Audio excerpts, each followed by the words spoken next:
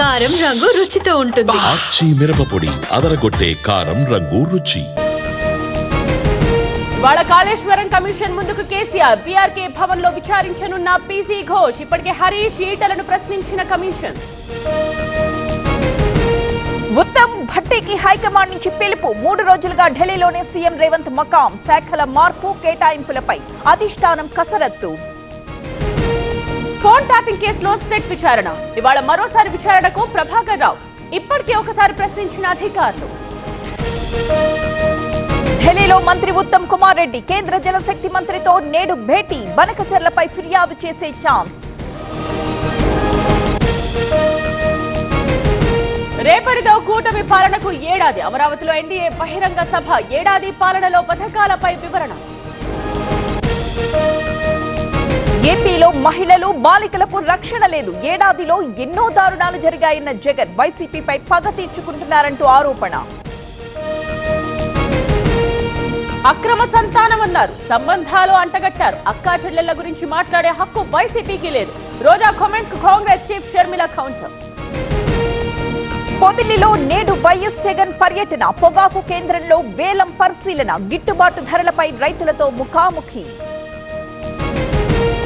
తెలంగాణలో యూఏఈ పెట్టుబడులు. 2 కంపెనీలతో సర్కార్ ఒప్పందాలు. 5,000 ఉద్యోగాలు వస్తాయన్న మంత్రి Sridhar Babu. Telangana cabinet sub committee సమావేశం. ఇండస్ట్రీ సమస్యలపై సినీ ప్రముఖులతో చర్చ. గద్దర్ అవార్డు వేడుకలపై సమీక్ష. ఏపీలో యోగా డే ఏర్పాట్లపై మోదీ ఆరా. ఎంపీ లావ్ కృష్ణదేవరాయలతో మాట్లాడిన ప్రధాని. గిన్నెస్ బుక్ రికార్డ్ ఏర్పాట్లను వివరించిన ఎంపీ. లక్నో పర్యటనలో మంత్రి నారాయణ బృందం. యూపీలో ఘన వ్యర్థాల ప్లాంట్లపై అధ్యయనం. ఏపీ విధానాల్ని ప్రశంసించిన యూపీ సీఎం. ఏపీలో గ్రూప్ 1 మెయిన్స్ ఫలితాలు విడుదల. ఈ నెల 23 నుండి 30 వరకు ఇంటర్వ్యూలు. ఏపీపీఎస్సీ వెబ్సైట్ లో రిజల్ట్స్.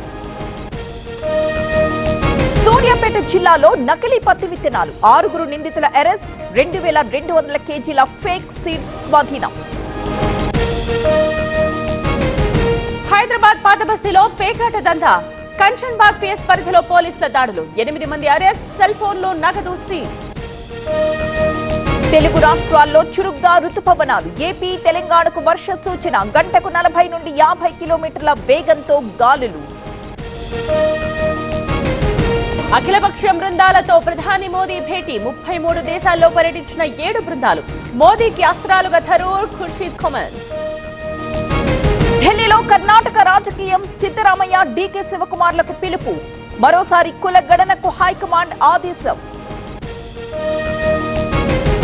అక్రమ వలసదారులపై ఢిల్లీ ప్రభుత్వం యాక్షన్. ఇప్పటికే 242 బంగ్లాదేశీయుల అరెస్ట్. వెనక్కి తిప్పి పంపించేందుకు ప్రయత్నాలు.